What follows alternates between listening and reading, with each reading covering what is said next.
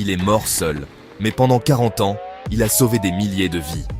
Et personne ne savait qui il était. On l'appelait simplement Marcel, un homme discret, trop discret. Chaque matin, à 5h30, il quittait son petit appartement avec son manteau usé, toujours le même. Les voisins pensaient qu'il était gardien de nuit, ou peut-être éboueur. Personne ne savait vraiment. Personne ne lui posait de questions. Et Marcel ne disait rien. Il n'avait pas de famille, pas d'amis proches, juste une routine, une vie banale, invisible. Mais ce que personne ne savait, c'est qu'à l'hôpital, Marcel n'était pas un simple employé. Depuis l'âge de 20 ans, il donnait son sang. Encore, et encore, et encore. Pas une fois par an, pas deux, dès que c'était possible. Pendant plus de 40 ans. Il connaissait chaque infirmière, chaque couloir, chaque odeur stérile.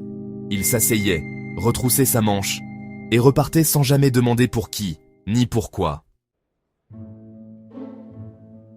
Un jour, une jeune infirmière lui a demandé « Pourquoi vous revenez toujours ?»« Parce que quelqu'un, quelque part, en a besoin aujourd'hui. » Puis il est parti, sans bruit.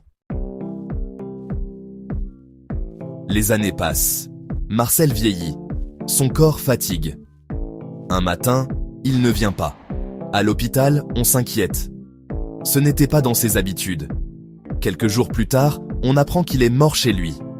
Seul. Sans cérémonie, sans proches. Juste une vie qui semblait n'avoir compté pour personne. Mais lors du tri de ses dossiers médicaux, une infirmière remarque quelque chose. Un chiffre qui ne semble pas réel. Marcel avait donné son sang plus de 1200 fois. Les médecins font un calcul. Avec chaque don, il avait contribué à sauver, directement ou indirectement, des milliers de vies, des enfants, des mères, des inconnus, des gens qui aujourd'hui vivent, sans jamais savoir qu'un homme silencieux les avait sauvés. Une cérémonie est finalement organisée. Et ce jour-là, la salle est pleine.